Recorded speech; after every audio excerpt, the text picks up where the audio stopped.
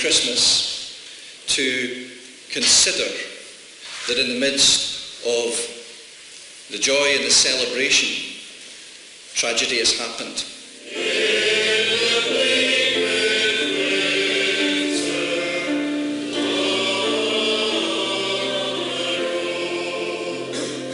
We come, Lord, as those who in some measure are touched and affected because we feel for the pain of others in this city, because we understand something of the burden carried in the hearts by those who've lost loved ones, who are concerned for those in hospital.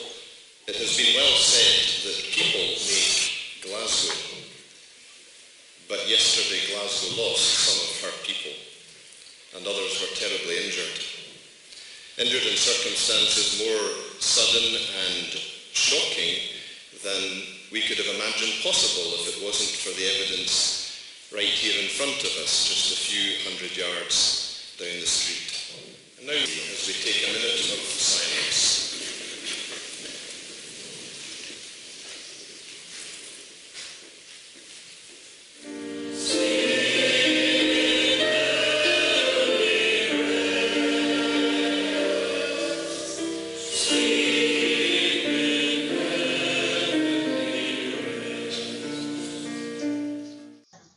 I think the disappointment about the Better Care Fund has been how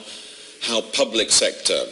a lot of these solutions proposed have been, and it would have been, I think, better if we'd seen coming out of it more ideas for different groups forming themselves together. Just an example of the freedom that spinning out gives you. Inclusion Healthcare's favourite anecdote about what they were able to do is about a homeless man who had leg ulcers that needed hospital treatment, and if he didn't have hospital treatment, he would certainly end up having his leg amputated. He wouldn't go into hospital because his only companion was his dog, and he didn't have the money to have the dog put in kennels while he went into hospital. So Inclusion Healthcare wrote a cheque for £200 or whatever it cost to have the dog vaccinated and put into kennels. He went into hospital, had his leg up, his ulcers treated, and he's fine.